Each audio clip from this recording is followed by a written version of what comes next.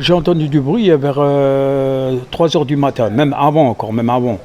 Bon, j'ai dit, bon, peut-être quelqu'un qui se gare, je sais pas. Après, vers 3 heures, je me suis levé.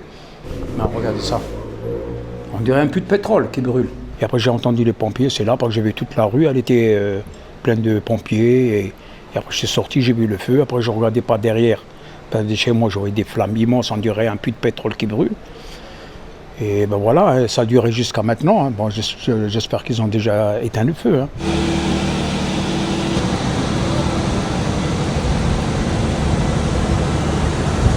On intervient depuis 2h45 donc sur un feu dans un îlot industriel et urbain. À l'arrivée des marins-pompiers, nous avons un entrepôt de 2000 m² qui est totalement embrasé, avec des pneus et des véhicules qui sont en feu. Les premières réactions sont la mise en sécurité des personnes, puisque c'est notre action prioritaire.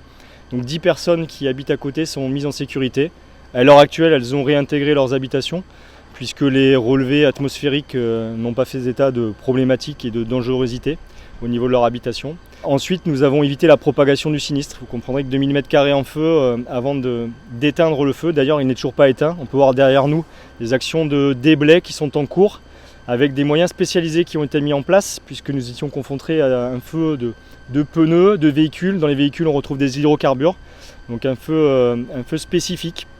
Et pour cela, nous intervenons avec des moyens mousse. Donc c'est de l'émulseur qu'on mélange avec de l'eau, donc un savon qu'on mélange avec de l'eau et à lequel on apporte de l'air. Et ensuite, en fonction de la quantité d'air apporté, la taille de la mousse est plus ou moins importante. Donc là, derrière nous, nous avons privé le feu de son oxygène et on peut peut-être voir de temps à autre des flammes et peut-être de la fumée, puisqu'au fur et à mesure que l'engin mécanique, donc les renforts de la ville qui sont venus nous renforcer, travaille, eh bien, le feu retrouve de l'oxygène et peut retrouver un peu de vivacité.